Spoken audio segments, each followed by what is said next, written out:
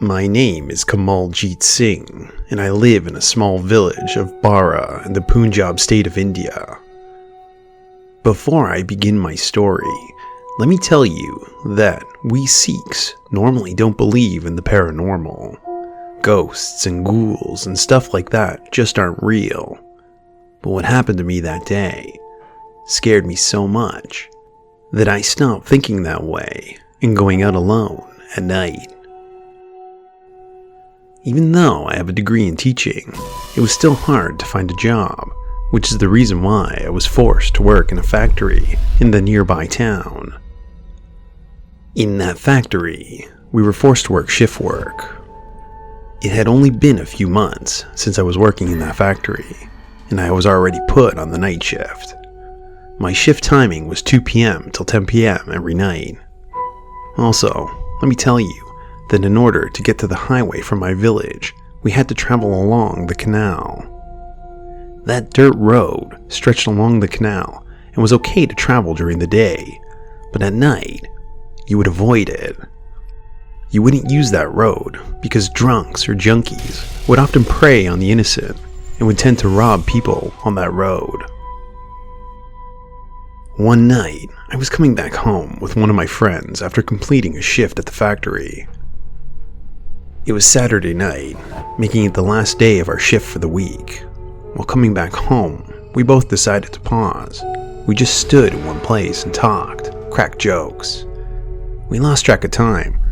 We didn't even realize it was already past 12 p.m. My friend's house was near the factory, and he insisted that it was too late for me to go home alone, and that I should stay at his place for the night. But his sister's marriage was supposed to take place the next day, and so I said no, as I didn't want to impose. We said goodbye, and I went on my way, alone. It was dark all around, and the road was empty.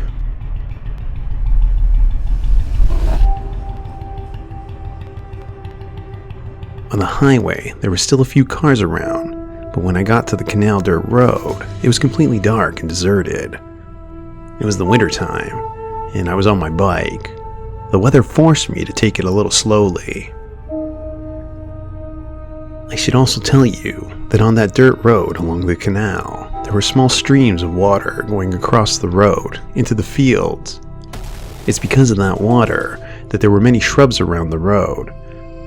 During the night, the whole road looked like a jungle.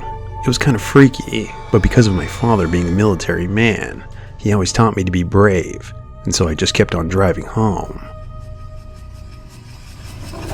It had only been 2 kilometers on the road when I saw a woman standing off the shoulder.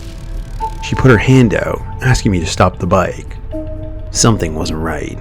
The sight of the woman made me uncomfortable. Seeing a woman in the middle of this road like a ghost didn't sit well. I didn't stop. I couldn't stop. I just kept on going. And what felt like 100 meters, I started to hear the footsteps of somebody running behind me. When I looked back, I saw it was the woman. She was running at full speed, right towards my bike. When I saw that woman at first, her face appeared normal, like a young woman, but as she got closer, her face turned. It became horrifying and twisted. I swear, seeing her run after me, it almost gave me a heart attack. I pulled on the accelerator and sped away. Catching my breath and trying to control myself, I was in shock to see that at full speed. But then, I noticed the woman was still behind me. She was maintaining the same speed as my bike. She was right behind me, and the closer she got, her face continued to twist into evil. And even now, her eyes had vanished. There were only dark, black holes for pupils. Out of fear, I started reciting the guru's mantra in my head and continued to speed faster on my bike.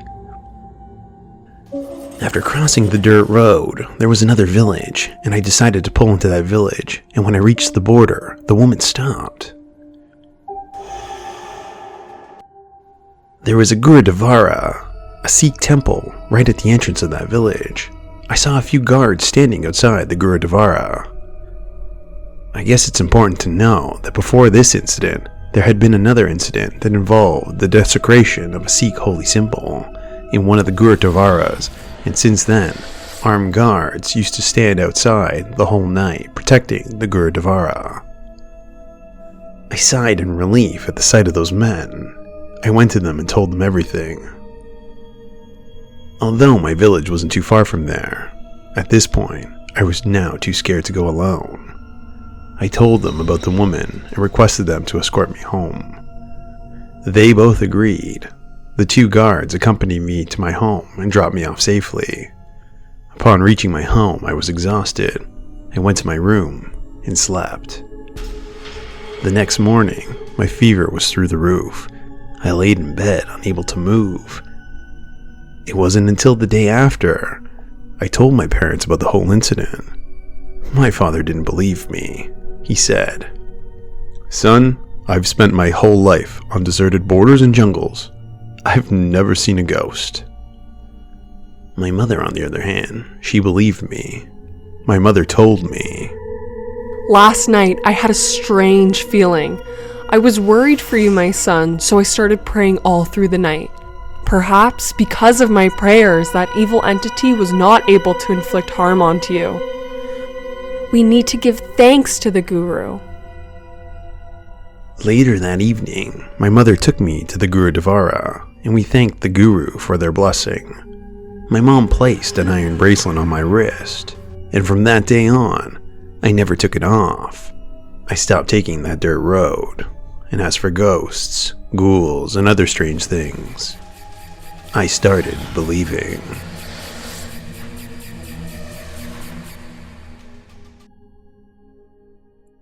Well, friends, how'd you like today's story?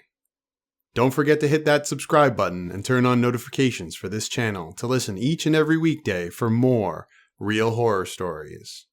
We got a ton of amazing real horror stories, and we're dying to share them with you. So until then, stay out of the dark and stay tuned for our next video.